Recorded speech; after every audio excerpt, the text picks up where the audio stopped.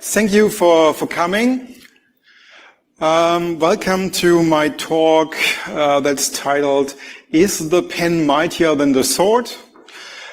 Basically, this will be a first look into the security of the Apple Pencil, because of pen, and the Apple Smartkeyboard, because before I did this research, I thought, well, they're likely very similar.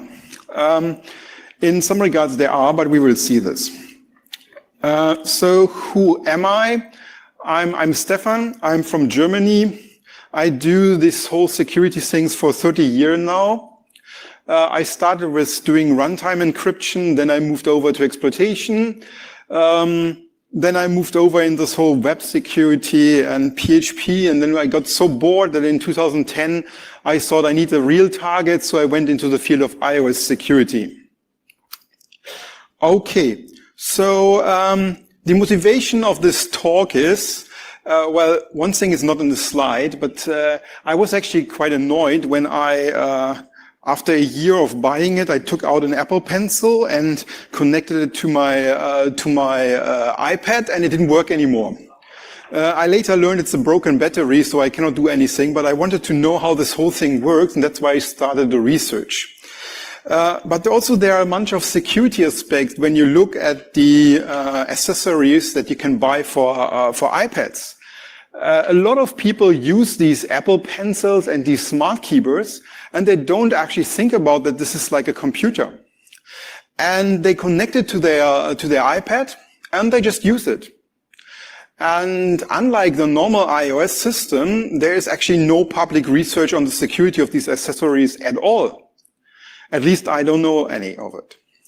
So the next thing is these accessories look all the same. So you will never notice if someone just replaces your Apple Pencil. You will likely also not notice when someone just replaces your keyboard. And that's like cluck, cluck, and they have replaced your keyboard. So the question is, how much can we actually trust these devices? And then the next thing is, even if nobody replaces it, if someone asks you in a Starbucks, oh, can I have your Apple Pencil for a second? I need to draw something. Maybe you give it away because you don't see that it's a security threat. And in the end, what's a better keylogger than a keyboard? And yes, of course, can a malicious accessory take over your iPad? These are all the questions that I wanted to answer. So disclaimer, this was announced as an introductory talk because it was an introduction. For me, it was also an introduction into this whole field, and I needed to know how all of this works and how I can start real juicy research in it. I will likely do more talks in the future if I find some interesting thing. But today I want to give you the groundwork so that you can start your own research.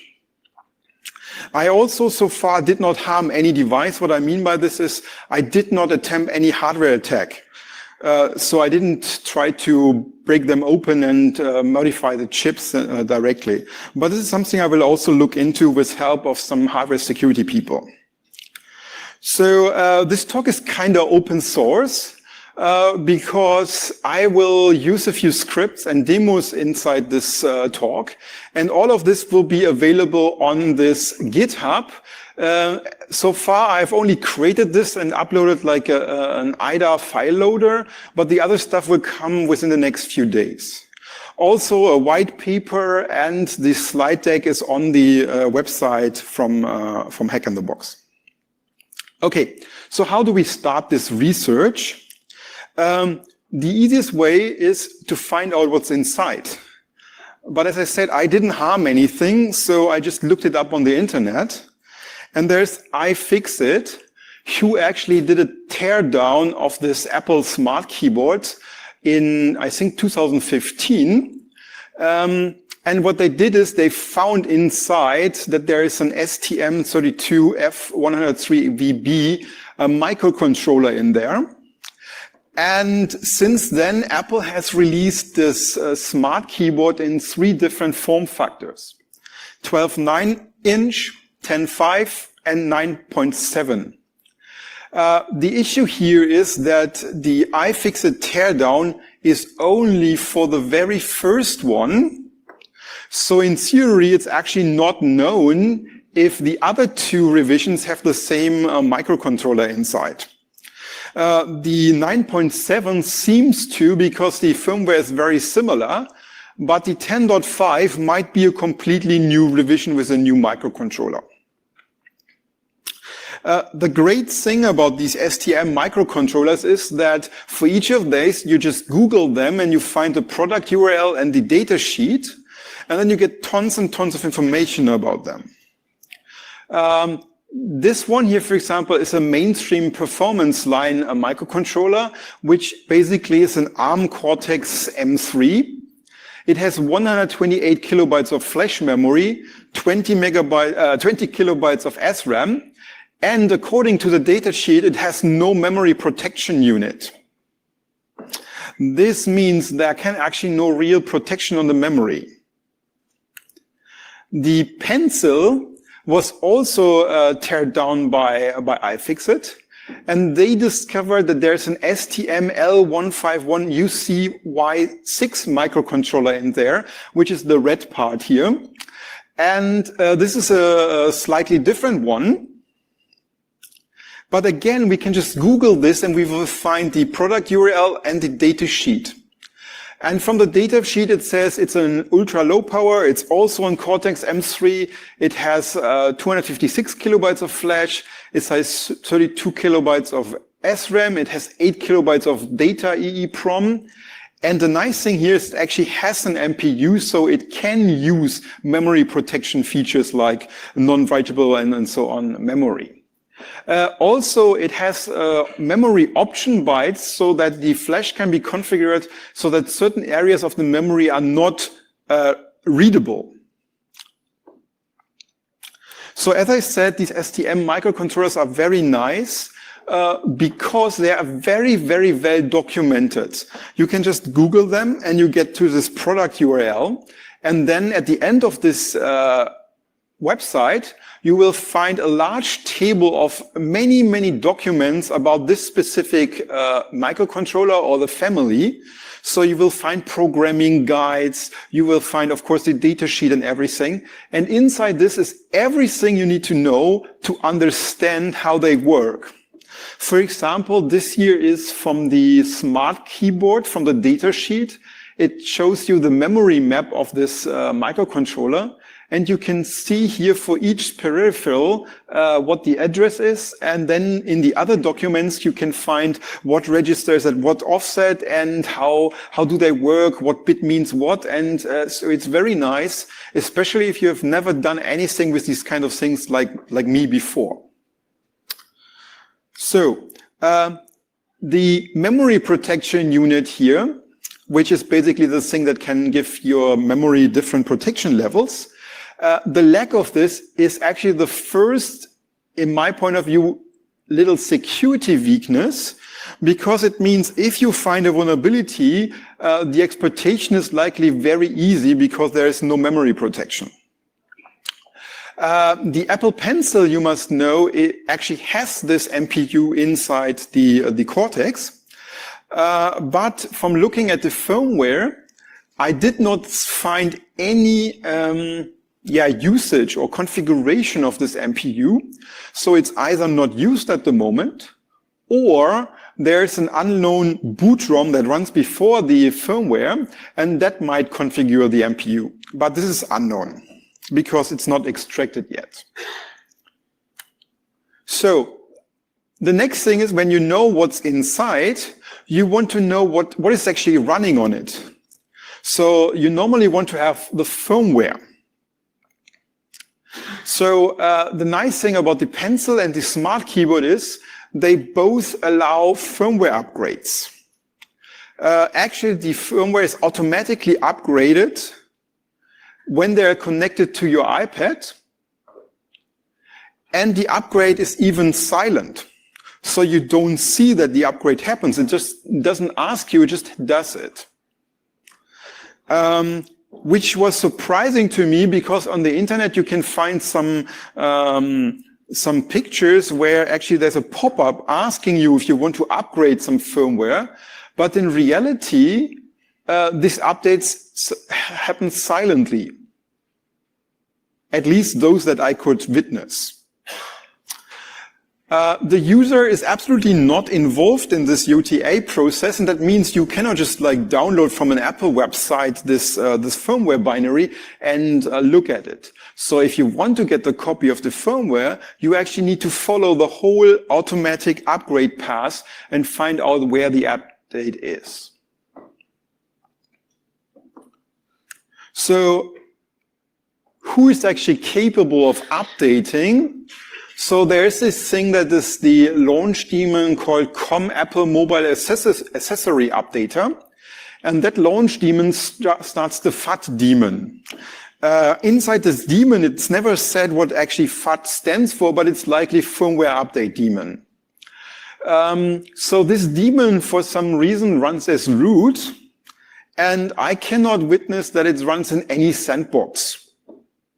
So this means this will update your devices, your accessories, talk to your accessories, run as root, and is not inside a sandbox. This is another thing that I would consider a little security weakness. So this daemon uses a private framework that's called Mobile Accessory Updater Framework. And this one uses different bundle plugins depending on what kind of device you have and what needs to be updated. So in our case, this pencil and this keyboard is controlled via the standalone HIT FUD plugins.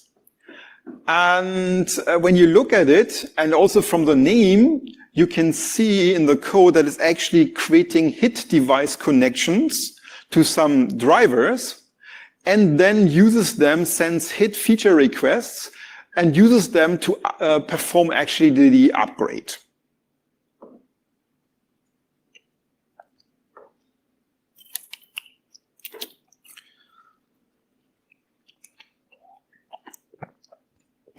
So how does upgrade discovery work?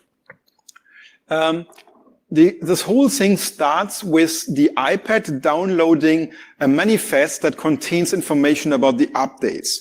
So you can see these crazy long URLs that are kind of hard-coded. And in the background, it will try to retrieve these URLs, which are basically XML files. So the Apple Pencil and the Smartkeyboard 12.9 have like a well-defined URL, and when you click it, you actually get some XML back. The other smart keyboards, the two small ones, they theoretically also have URLs, but when you try to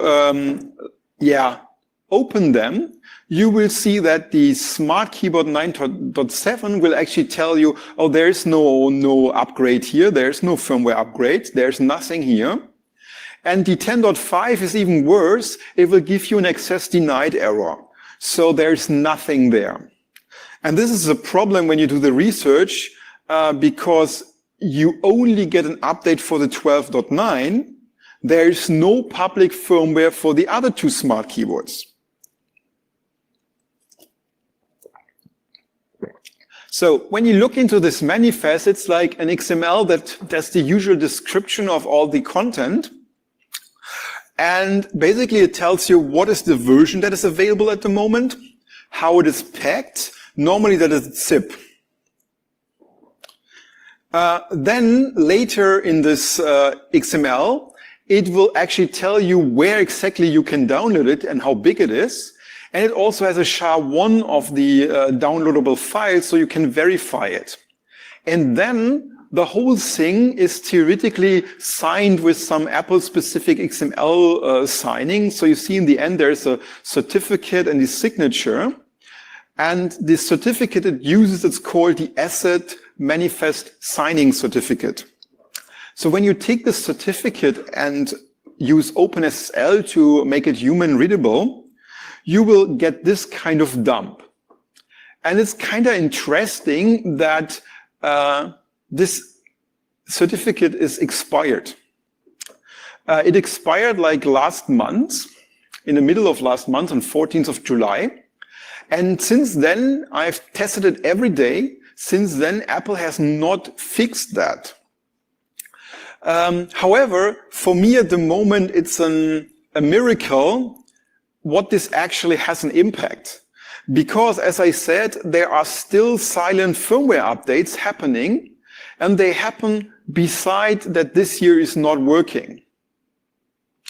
So it's not really clear why this still works.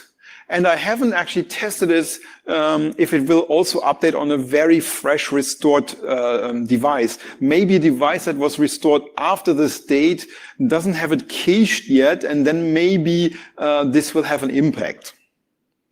But what you need to know is that the last updates from Apple were only posted in 2017 anyway. So there's a high chance when you have any of these devices that you're running the latest firmware.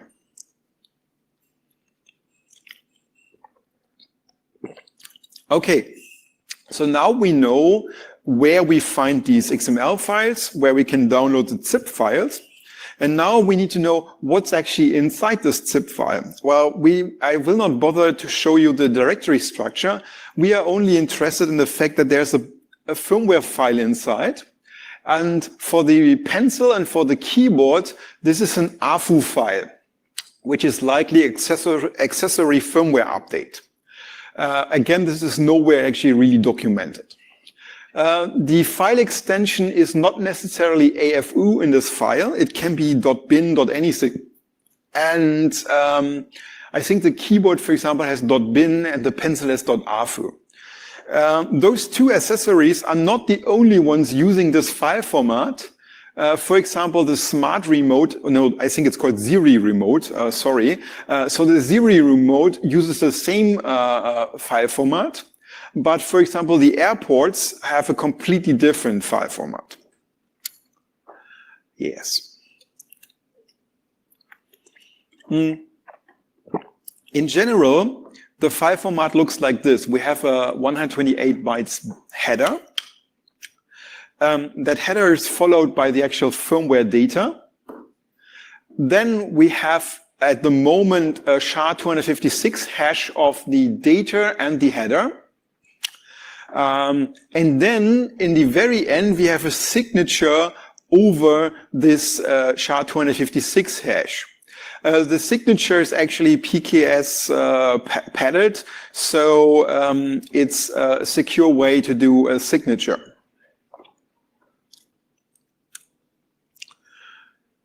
So the header, when we look inside, consists of three parts. It has a main header that specifies what kind of firmware this is, what device is it for, what hardware revision it's for.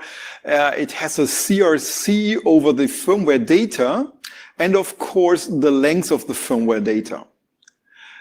When you see CRC anywhere in this accessory research, you must know that there are two different CRC algorithms that are used. There's on the one hand the normal CRC32, and then some STM microcontrollers have an own CRC engine inside that has a different configuration, and therefore by default spits out a different CRC value. So some accessories use the standard CRC32 and some use the STM32. So the blue part is basically mandatory. Now the red part is theoretically optional, but you will never see a firmware without this red part. So the red part is this signature header, and that describes where this SHA-256 hash is. Actually, theoretically, it also defines what kind of hash it is, but at the moment, there's only one supported. And it defines where the signature is and what kind of signature it is and how long the signature is. There are actually different kind of signatures available. You have signatures that are for all people, like anybody who downloads it. But Apple also supports a different kind of signature that is signed with a different key. And then this is supposedly personalized for your device. So what that means is, if it's a personalized firmware, then the green header needs to be filled out. And the green header basically just has a unique ID in there that comes from your device. This means Apple can create a firmware for you that only works on one specific keyboard. And the way this works is that the STM microcontroller has a 12-byte or 96-bit internal unique ID, and this must match here, then it's personalized for this specific device. I've never seen such a firmware in reality. I can only reverse it from the code. Speaking of code, I've created two tools here. Both are Python scripts. The first one is a tool that takes an IFU file and does all the verifications, like if it checks the CRC, will detect what device it will auto use the right CRC algorithm. It will see the digest, will check the digest, it will see the RSA signature, will then do the RSA check and will see that if it's correctly signed or not. So this tool helps you to see if your file is actually valid and should be accepted by the device. The next thing is an IDA Python file system plugin, file format plugin. So if you want to do the research yourself, you can use this so that your IDA understands this whole file format. Okay, so let's look at the actual firmware for a bit. So the Apple Pencil, at the moment, the current version is 2.48. In the GUI, it's shown as 2.48. In the binary, it's just hex 248.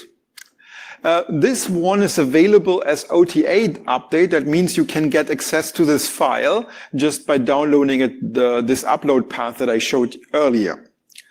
It's 183 kilobyte in size, and it's loaded at this load address. And you can see here that this is likely not the beginning of the address space. And this likely means that there's some part that cannot be upgraded that is inside this device that we don't know about yet. There are 1,200 functions inside this when you open it in IDA and maybe beautify it a little bit. And it has 210 strings. When you look at the Smartkeyboard firmware, then each different form factor has a different current firmware. And there's only one OTR update available at the moment for the 12.9, and that is the firmware 850 hex. The thing here is that when you buy a new Smartkeyboard, you will actually get a completely different firmware that is 855. So when you buy it, it's actually newer than the newest update. So Apple does not give you the newest update. As you can see, the size of the firmware is like 45 kilobyte or 46, which is like way smaller than the Pencil. And therefore, it's easier to actually understand. But still, it has like 590 functions, but in the whole firmware, there are only 6 strings. So it's a lot harder to understand with no information. So as I said earlier, both of these firmwares are not loaded at the beginning of the memory map. So there's likely some code in front of it that we cannot upgrade, that does not come from the firmware, and that we at the moment have not extracted yet. Maybe it's not possible without a hardware attack. So let's dig a little bit deeper into the Apple Pencil. I already said the Apple Pencil has way more strings. And this is why a large part of it is easier to understand, because you have more strings that give you hints. Some of these strings are file names, and from those we know that they have something internally that is an RTXC, which is a real-time operating system, but it's actually not clear what brand it is. It doesn't seem to be one of the open source RTXCs. It has a real heap implementation inside, so the blocks are forward and backward coalesced and so on. And the nice thing is, it has actually named task insides, and when you see the task names, you understand it a lot better. So this here is from the reversed firmware, the list of tasks that exist on the device, and you can directly see we have a power manager. We have the radio interface that has something to do with the Bluetooth. We have the ID bus, which is apparently the HID bus that is used for like the communication with the device over the USB. We have force, which is likely the pressure sensor on the top of the pencil. We have inertia, which is the accelerator, so it's the angle and how you use it. You have a battery task. You have this IAP ID bus task. This one is apparently used for parsing this closed source IAP protocol that Apple internally uses. We have a Bluetooth sync task, and we have something that's called FW deferred that apparently has something to do with firmware upgrades. Yeah. So the next thing is, I already told you that when we look at these daemon for upgrading, we can see that it talks via HID comments to the device. And when you connect an Apple Pencil to an iPad or an any other iOS device, because that works on any iOS device, when you plug it in via the Lightning port and check the IO kit registry for what new drivers were loaded and so on, you will see that there's this Apple Pencil now loaded, and it offers 4 different HID devices. So these 4 HID devices have all different so-called primary usage. So when you talk to a HID device, you define what kind of usage you have, and then you get different HID devices back. So the great thing is, when you dive down into the properties of these drivers, you will also see a bunch of report descriptors. These report descriptors are super long binary numbers or hex numbers, and you have no idea what they mean because they are identifiers. We don't really care about them, except for the fact that we can see marked in red the primary use for this specific device. So we have 11, 14, 17, and 18. So these are 4 different uses that you can have when you talk to the pencil. The nice thing is these crazy looking report descriptors, you can just binary search them in the firmware, and you will find this table here. And in this table, you can see that they're referenced by another table. And from that, we know the internal number that is used for the specific device. So I have decoded this a little bit. We can basically, by cross-checking these 2 tables, we can see that primary usage 11 is internally called 240 and is associated with the main part of the HID device. 14 is 243, which has to do with inertia. So that was the accelerator sensor. And then 248 is force, and 245 is radio. So each of these now offer HID features to the iPad. This means on the iPad you can run code that talks to each of these separately.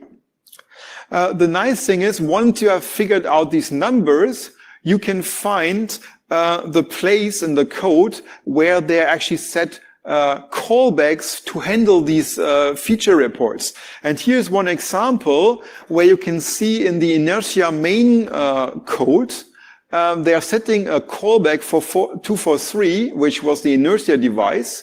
And you can see it gives a get function and a set function.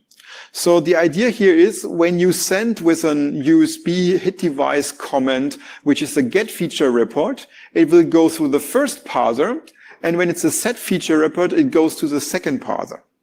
This is really great because you can now do this for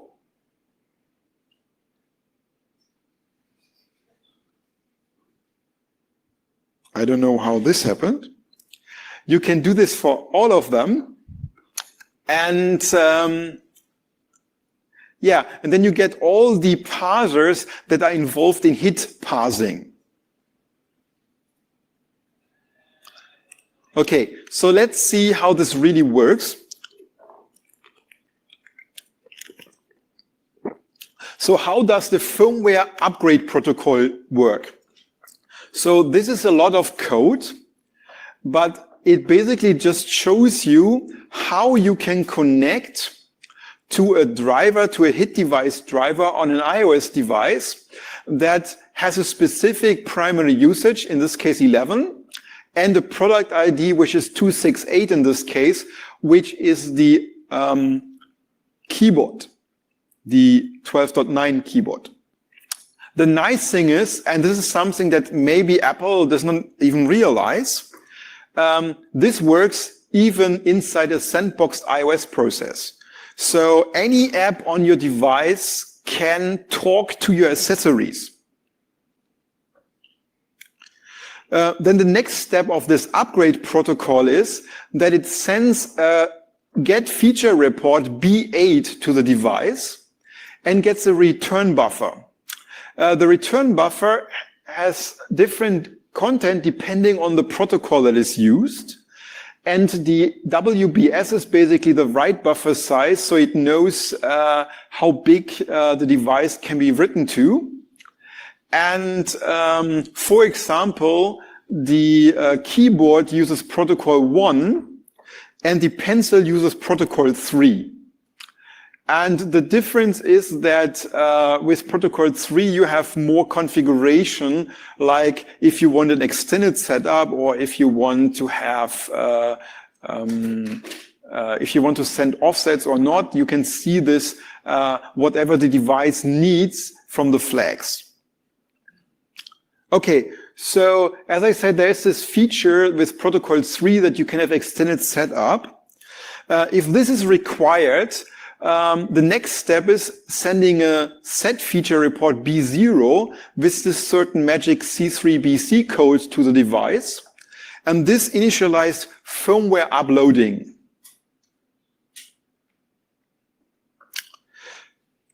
The next step is to tell it, now we want to upload a single firmware.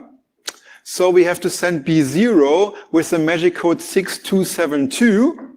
And then the device waits for a firmware upload. The next thing is then we have to upload the firmware piece by piece by sending hit requests with B1. So here it depends on the protocol how this works.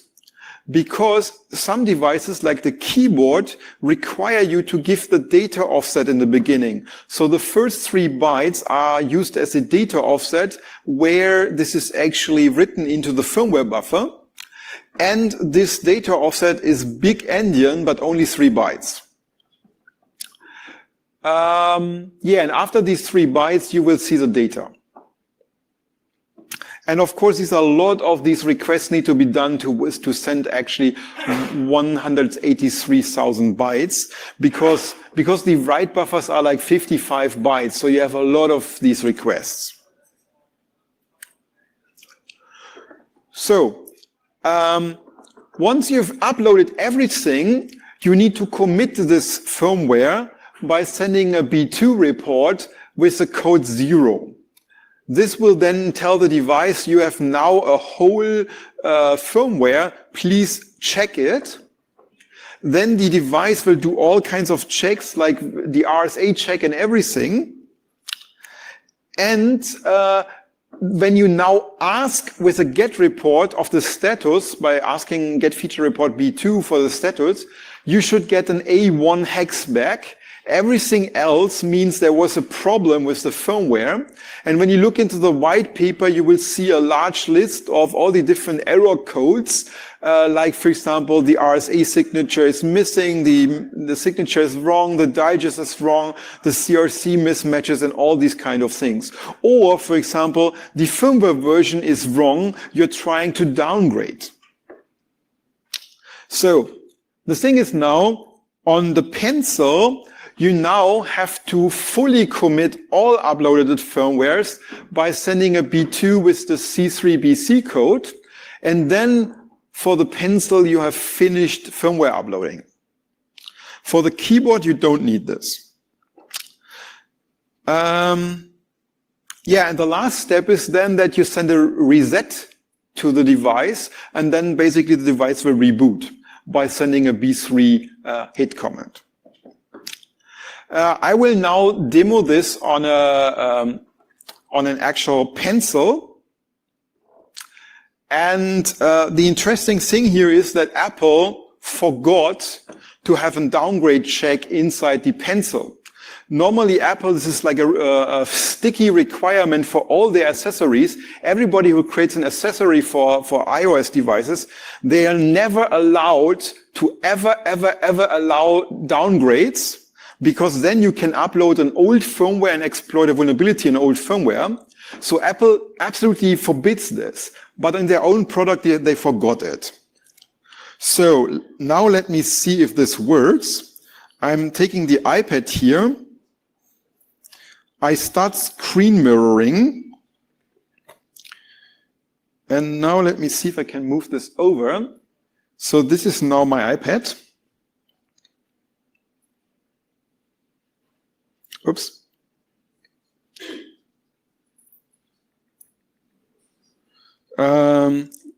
Let's go into the settings. This here runs, by the way, 11.3, so it's not the very latest one, but the same thing works on the latest one. So I don't want to pair the Bluetooth stick. I don't need it at the moment. So I go to the About, and I can see there's the Apple Pencil. So for some reason, this whole thing is not really fully stable. I mean iOS itself. So sometimes you see multiple pencils like here, but it's actually the same pencil. And when you look into it, you can see it's the firmware 2.48. So that's the current firmware. So now let's kill this. And we just run this AFU downgrade.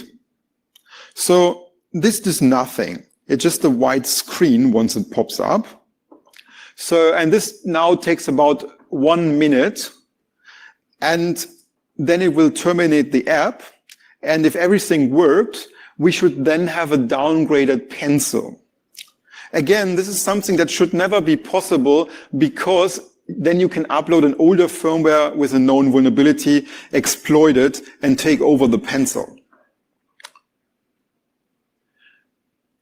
Yeah, as I said, it takes 1 minute, and unfortunately my iOS skills are not so good that I can show you a progress bar. So that's why it's a little bit boring.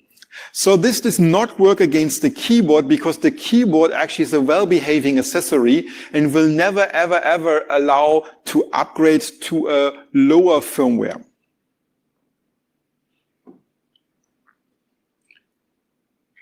Yes, the minute should be over soon. Yeah, so it died. So now the best course of action for me is to pull this out so that's resetted. So I keep it here so I'm not doing a magic trick and replacing it. And now pull it back in, push it back in, and I start the settings. It asks me again if I want to pair, but no, I don't want to. I go to About, I go to the Pencil, and now we can say we have 2.4.0. So before it was 2.4.8, now it's 2.4.0, which is a firmware that was a year older. So I just pulled it out again because, as I said, there will be silent upgrades. And if you just leave it plugged in and you're connected to Wi-Fi, it will silently upgrade it to the newest firmware again. I don't know why it's required to have a Wi-Fi connection, because you don't need internet, you just need activated Wi-Fi. So even if you have no internet connection and only Wi-Fi activated, it will upgrade. If you disable Wi-Fi, it will not upgrade the stick. If you're an attacker, you would now have to downgrade it, maybe know an vulnerability, exploit it, and then you can give it back.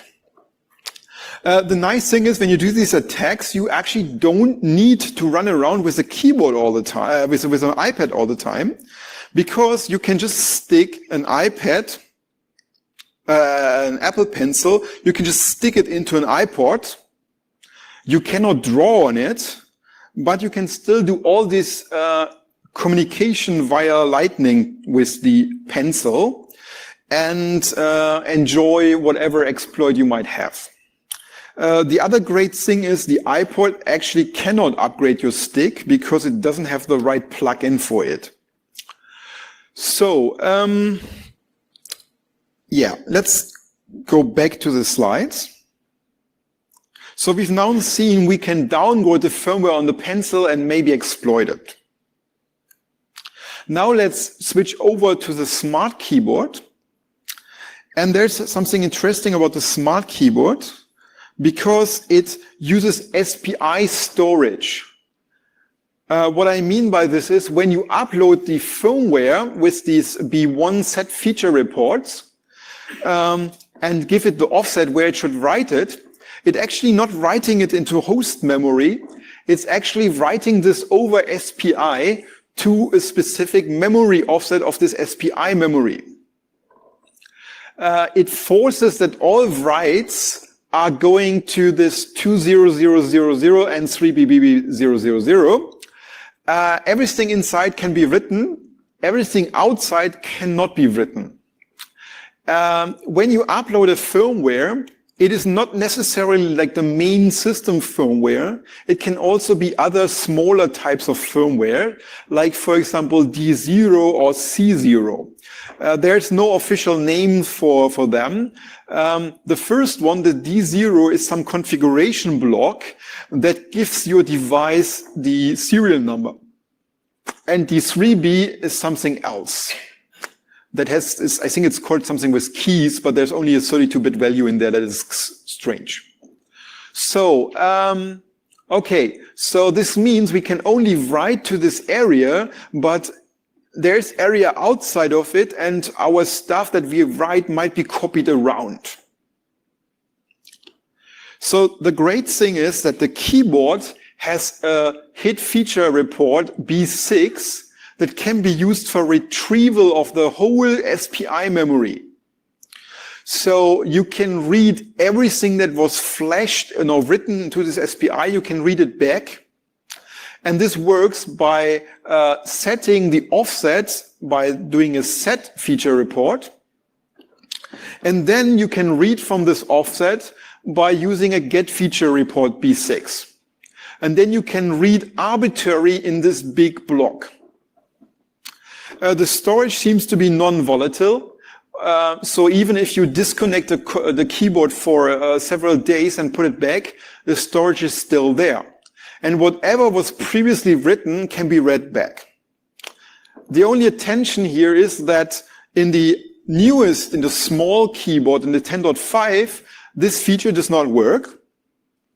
But Apple did not fully remove it. Instead, they seem to have broken it. And now the return value seems to be uninitialized data from the memory of the memory of the device. So you get some uninitialized unknown data from the device, like memory content. So another little vulnerability. So when we read this back, I told you there's this configuration block at IE000, and when you read this from a keyboard, you will get this block here back, and inside this block you can see the serial number of this device. Every device has 2 serial numbers, and you can see the firmware version that it runs, you can see the vendor ID, not the firmware version. You can see the product ID, you can see the vendor ID, and you can see the hardware revision, which is the hardware revision, 5AC is the Apple vendor, and 2.6A is the 10.5 keyboard. No, it's actually the 9.7 keyboard. Because on the 10.5, this wouldn't work. So when I did this, I got like a crazy idea, because I was like, okay, I can read back whatever was flashed.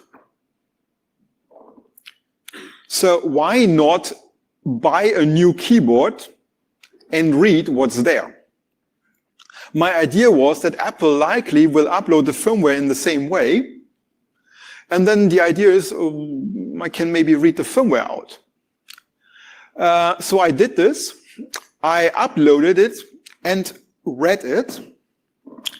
And the result is that, unfortunately, Apple seems to first flash the firmware and then they upload the info block and so on. So what we see here is that the first 4 kilobytes here are destroyed. It's the info blocks with a lot of FFFFF. And then after 1 kilobyte, we see something that looks like code. Turns out all the rest of the firmware is still there. So the question is now, can we reconstruct the actual firmware that's on the device with this information? So we can do this on the 12.9, we can do it on the 9.7, and those are the newest versions that they have. But the problem is the only thing we can use for repairing is this 850, because it's the only thing that Apple gives out. So when we compare the A50 to the 855 for the 12.9, we can see that the end of the firmware that we can actually dump looks very similar. So we assume, why are the first 4 kilobytes not also completely similar? So we just copy the old 4 kilobyte into the destroyed block. The next thing is, we know that the beginning is always an AFU header, and the AFU header is well defined, so we can anytime create a valid AFU header.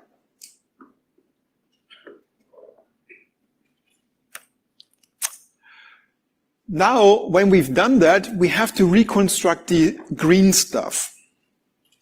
So, the green stuff, we just assume, should be very, very similar to the old stuff, because everything here also looks very much byte identical. So we assume everything in the beginning is byte identical, except for a few things that have to change. Like, there's a version number in the green, so we need to fix that. There are 2 label relative addresses inside the green, so we have to actually figure the new relative addresses also. Then there's a few pointer inside the green that point into the blue, so we have to fix that also. We also have some relative jump from green into blue area, but we can find that and just change the target address by figuring out what the real target is. This is very easy because firmwares don't change so much. The last thing that we should have checked is if there's a pointer to SRAM in green that has changed because the rest of the structure has changed. Luckily, that's not the case. So this seems to be a lot of wishful thinking and working, but what I got out of this is I was actually able to make this firmware that I extracted pass all the checks, which means I have a byte for byte copy of what Apple actually uses as firmware, because even the RS8 is valid. This means I have this binary, and I can now theoretically take my 12.9 keyboard that is old and just upgrade it to this firmware version 2. Also, Apple does not provide a firmware upgrade.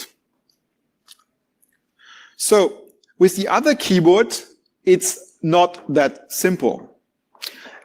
The other keyboard, when you do this comparison, is you will see that there is a shift in it. You will see that after the 4 kilobyte, the code is the same, but it's all shifted around by 16 bytes. So something must have changed in the first 4 kilobyte so that the first 4 kilobyte became longer. So when you do this, and I had at this point, I already had, I just did the other one, so I was already experiencing it. I was able to really easily pinpoint where these 16 bytes are that were changed. It is basically a new function that is called from the blue area with a backward call. And this red area is a 16-byte function. We have no idea what it is. So we can never ever reconstruct it. So we can never ever actually make this thing work. However, the only thing we need for research is we need a firmware that when we read into IDA or whatever, we have some working code. And for working code, we don't care about the 16-byte function. So this is more complicated than the previous step because we have still the version number in green that we can fix. That's easy. We have still the label relative pointers in green to somewhere in blue that we need to fix. But the problem is now we have a bunch of SRAM addresses, like even the initial stack pointer that is inside green that has changed. Luckily, from looking at changes later on, we can figure out where that is. And we have now pointers to blue from either green or yellow that need to be fixed. We have relative jumps from green to blue, so we have to fix that again. We have now to fix also jumps from blue to green because the delta changed, so the opcode needs to be changed. We have to also figure out yellow to green jumps because there's also a change in the delta. So all these opcodes change. So in the end, I have a firmware for the 9.7 that loads into IDA all the code perfectly disassembles. The code flow is great. Just this red area, the 16-byte in the middle, I don't have. And that's why I cannot make this pass. And that's why I cannot flash it to an actual device. But if Apple ever releases the next update, I will know what the 16 bytes are, and then I can reconstruct the old version. So, the next and nearly last thing is the Apple Pencil crash log. Because the Apple Pencil actually has a debugging tool inside the crash log. And when the Apple Pencil crashes, throws a panic, then the crash log is written to this flash area. And this might be helpful if you ever write an exploit against this for code execution. You can access this crash log via the same hit features. This time we use report E1. And the idea is, by setting this feature, you can have 3 subfunctions. You can either erase the crash log content, then it's made empty. You can create a test crash log, so it's a test crash, so you can see it works. And by using the 0.5, you can set the crash log read offset, because the crash log is like, I think, 1024 bytes long, so you cannot read this at once, so you have to walk around in the offset. For some unknown reason, here the offsets are 2 bytes and little endian. Everywhere else, offsets are 3 bytes and big endian. So when you have a get feature report, you actually read back from this read offset, and then this offset is automatically increased every time you read. I have a dump here that looks like this. So this is the output that you can see from this test crash. So you can see the file name, you can see all the processes that are currently running. You can see how much of the stack they used. You can see the active process when the crash happened. And you see some backtrace on the stack and the firmware version in the very end. So this might be quite nice. Also, depending on what kind of crash it is, other crashes can theoretically also give you register dumps, but not this one.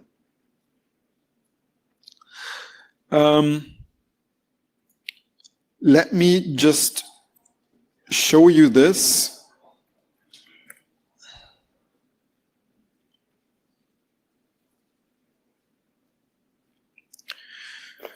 I don't know if it's sleeping. Okay, so I have now stick the Apple Pencil to the iPod. Keep in mind, I said it still works. And now I have a tool called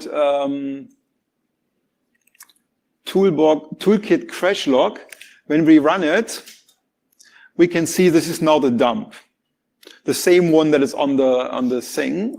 We can also see this here is the hexed version of this dump. So this tool also has a few other features. I will give you the source code for all of this. There's serial. Serial will output the serial numbers of the device, of the pencil. I can say erase. This will clean. Sorry, it's not erase.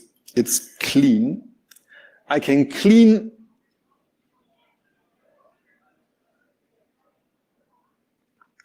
It's clear. Yeah, it's clear. So, so this now cleared the crash log.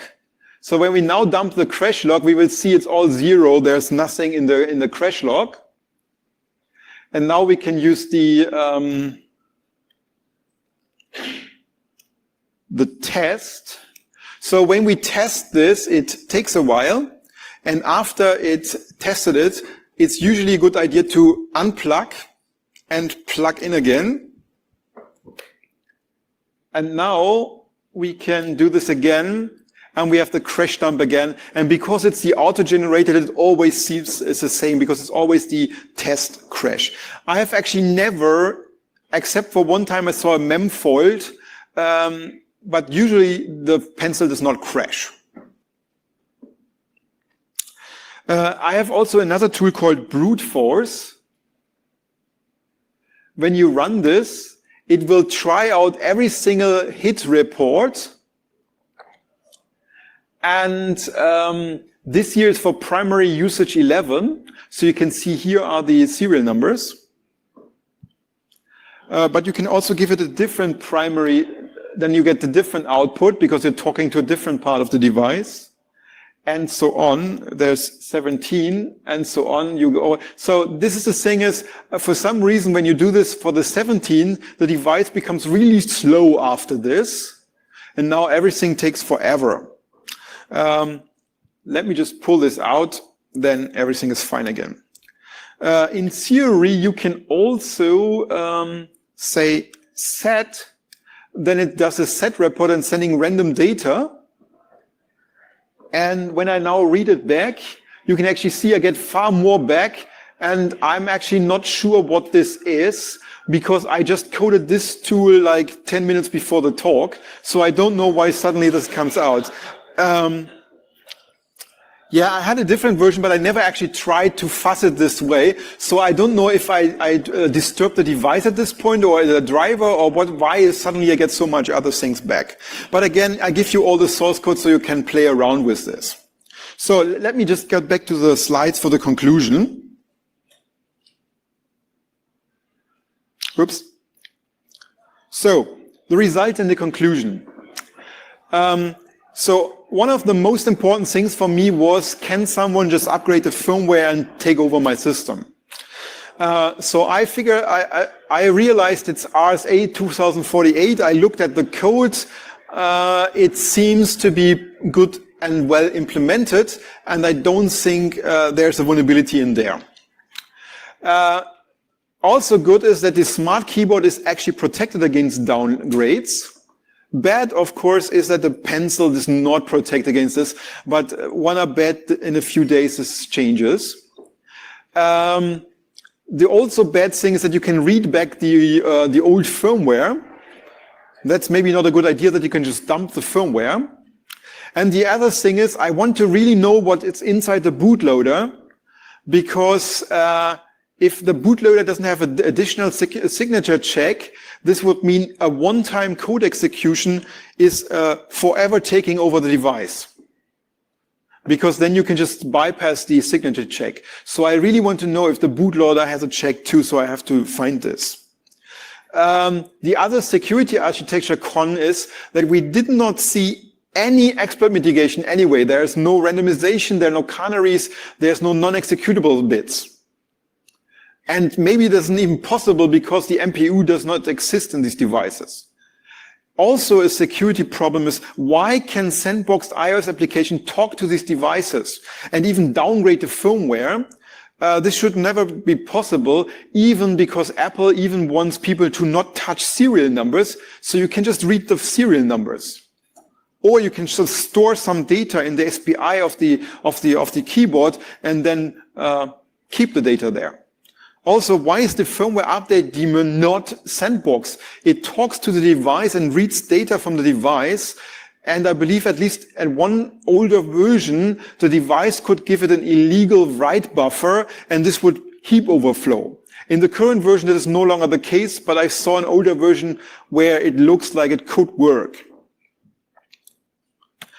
So final conclusion is, I only found smaller problems, nothing like direct code execution. So for now, I trust these devices.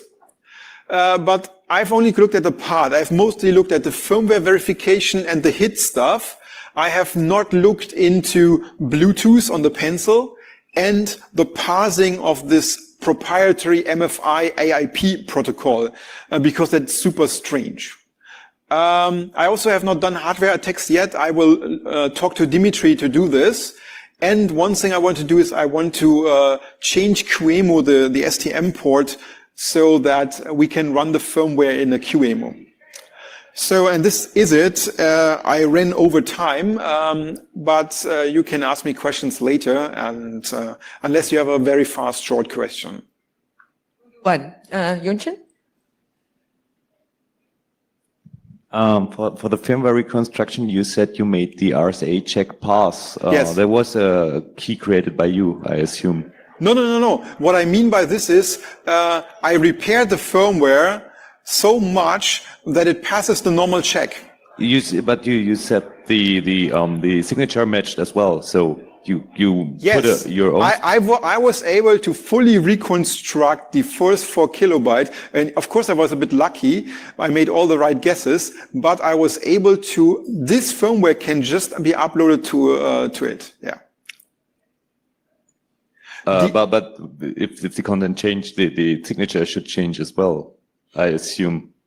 No. So the problem is it's a real firmware, but I lose the first 4 kilobyte. So my task is to find the first 4 kilobyte, which is theoretically impossible. But because it's so near to an older version, I was able to fully reconstruct the first 4 kilobyte. Okay, thank you. The signature is at the end. It's on the device, not only in the file. So it's no, the signature is on the file at the end of the file. So the signature was not destroyed. It was only the first 4 kilobyte of the code and the header that were destroyed. Okay, thanks. Now I got it. Thank you. Yeah. It is not the task to like give it a fake firmware. It's just like to repair the old one to be able to analyze it. All right. And any further questions? Probably off stage. Thank you very much, Stefan. Very interesting talk to wrap up the talks in this track for day one. Thank you again.